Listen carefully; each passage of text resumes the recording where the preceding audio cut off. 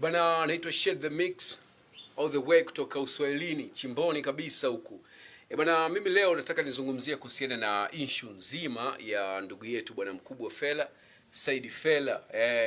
Huyu ni moja kati ya wadau wakubwa sana ambao walisupport baadhi ya vijana kwenye game ya muziki wa Bongo Flava, watu kama ya Moto Band, na washikaji wengine wengi ambao wamepita katika mikono yake. So tunafahamu sasa hivi kwamba ndugu yetu bwana Fella bwana anaumwa bwana, yupo katika kipindi ambacho sasa hivi anaumwa, na tumeona watu wamekuwa kitupiana maneno kuhusiana na ugonjwa wake, kuhusiana pia na watu ambao wameonekana kama kutokumsapoti, yani kumtenga katika kipindi hiki ambacho yeye anahitaji msaada.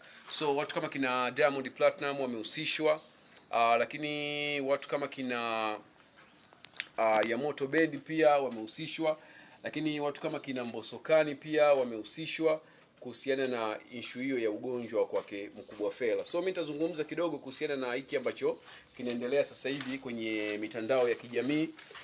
Tumeona kuna maneno ambayo yamekuwa yakiendelea kati ya ndugu yetu bwana Dudu Baya, Konki Master, lakini pia ndugu yetu bwana Mwijaku. Wamekuwa wakizungumza maneno mengi sana kuhusiana na hali ya mkubwa Fella. Lakini kwa mimi the music producer, mtu ambaye nipo kwenye tasnia ya muziki na mtu ambaye namfahamu mkubwa Fella kwamba ni moja kati ya watu ambao wamesaidia sana vijana, mimi nilichokuwa nakiomba sasa hivi bwana, watu wapige kimya kwanza, waangalie namna gani pia wanaweza kumsaidia mkubwa Fella akarudi katika hali yake ya kawaida, afu maisha mengine yakaendelea. So tumsupport kwamba mkubwa Fella, na tuone sasa hivi wasanii,